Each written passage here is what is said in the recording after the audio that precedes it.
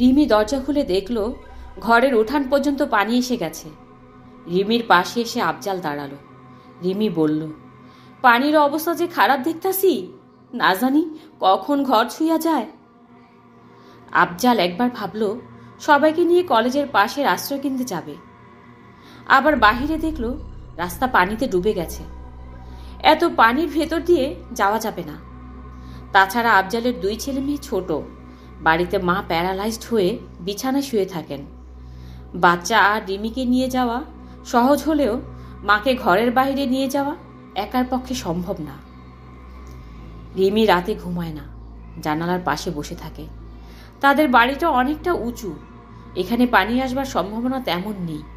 তবে এবারই দেখল উঠোন পর্যন্ত পানি এসে গেছে। আফজালের ঘুম হচ্ছে না। একবার মনে হচ্ছে পানি বেড়ে যাবে, আরেকবার মনে হচ্ছে না, পানি আর আসবে না। ঘরের দরজা খুলে উঠোনের দিকে তাকিয়ে দেখল ধীরে ধীরে কেবল পানি বাড়ছে। আফজালের ঘরের টন 3 ফুট উঁচু, তারপর ফ্লোর। আফজাল দেখল সিঁড়ি অবধি পানি এসে গেছে। দরজার সামনে কিছু কাদামাটি নিয়ে এসে দিল, যেন ঘরের ভিতরে পানি না আসে। পানির চাপ কিছুটা কমেছে, তবে বৃষ্টি কমছে না কিছুতেই।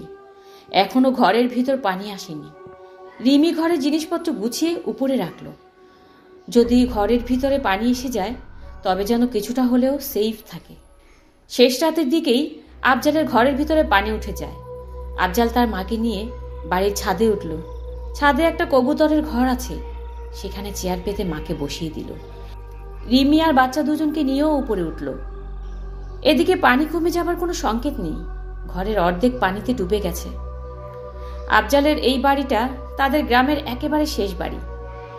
এরপর এখানে কোনো বাড়ি নেই, ফসলি মাঠ আর বন। ভোর রাতের দিকে পানির চাপ অনেকটা বাড়ে। আফজাল তার পরিবারের সবাইকে নিয়ে ছাদের কবুতরের ঘরে আছে। এখন পর্যন্ত একতলা ডুবে যায়নি, কিন্তু পানি যদি একইভাবে বাড়তে থাকে তবে ছাদে পানি উঠতে আর বড়জোর 2 ঘন্টা সময় লাগতে পারে। এখন আশ্রয় কেন্দ্রে যাবার কোনো সুযোগ নেই। তাছাড়া মাকে ফেলে কিভাবে যাবে?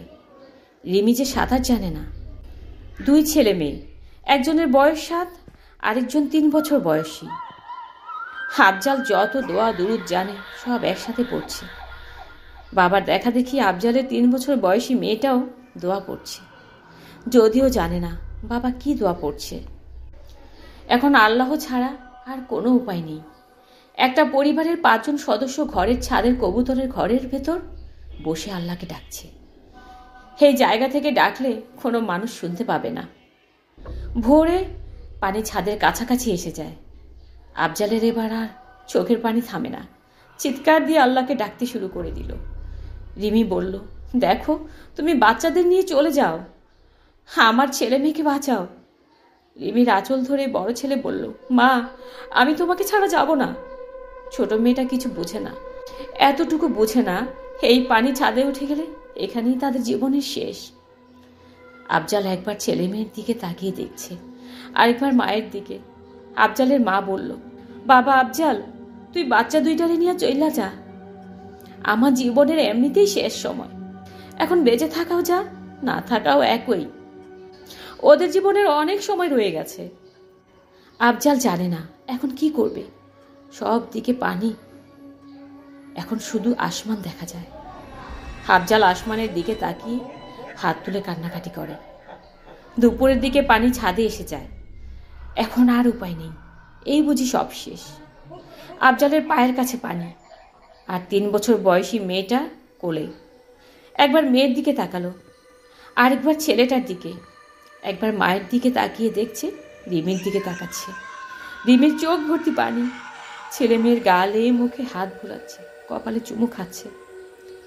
সকাল থেকে রাফির একটা টিম বন্যায় ডুবে যাওয়া মানুষদের ঘরবাড়ি থেকে ডুবে যাওয়া মানুষকে উদ্ধার করেছে। সন্ধ্যাবেলা আশ্রয় কেন্দ্রে 3 তলায় বসে আছে।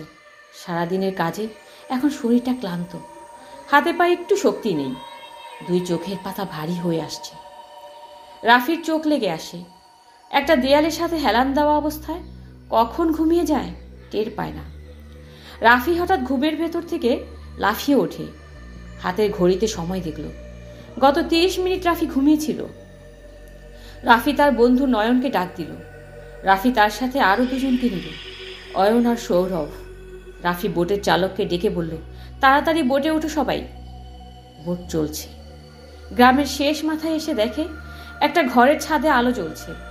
বোটটা ঘরের পাশে নিয়ে দেখে হাঁটু অব্দি পানির ভিতরে দুজন মানুষ দাঁড়িয়ে আছে, আর চেয়ারে এক বৃদ্ধ বসা।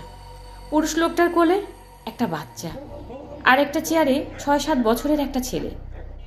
রাফির সাথে বাকিরা বোট থেকে নেমে ছাদের পাশে বোট থামিয়ে এক এক করে 5 জনকে বোটে তুলল। আফজাল বোটে বসে আছে, তার কোলে ছোট্ট মেয়েটা, পাশেই রিমি। সামনে আফজালের মাকে ধরে একটা অপরিচিত ছেলে বসে আছে। আফজালের কান্না এখনো থামছে না। ভেবে রেখেছিল এইবার সব শেষ। রাফি তখন ঘুমের ভিতরে দেখে গ্রামের শেষ মাথায় একটা বাড়িতে 5 জন মানুষ ঘরের ছাদে হাঁটু সমান পানিতে দাঁড়িয়ে আছে। প্রথমে ভেবেছিল হয়তো সারাদিন বন্যায় ডুবে যাওয়া মানুষদের আশ্রয় কেন্দ্রে নিয়ে এসেছে, তাই ঘুমের ভেতরে এমন স্বপ্ন দেখেছে। আবার কেন যেন রাফির মনে হলো কেউ আটকে আছে। রাফি ভাবল কিছু সময় যদি চলে যায় তবে সমস্যা নেই, তবে যদি স্বপ্নটা সত্যি হয় কয়েকটা মানুষের জীবন বেঁচে যাবে। রাফি ঘুম থেকে উঠেই বাকিদের থেকে বোট নিয়ে গ্রামের এই শেষ বাড়িতে আসে। রাফিকে বাকিরা জিজ্ঞেস করে, এখানে যে মানুষ আটকে ছিল কে বলল? রাফি জবাব দেয় না। চুপচাপ বোটটা অন্ধকারে ঠেলে আশ্রয়কেন্দ্রের দিকে ছুটতে থাকে। হালকা বৃষ্টি শুরু হয়। রাফির চোখে পানি আসে। কেন পানি আসে সে নিজেও জানে না।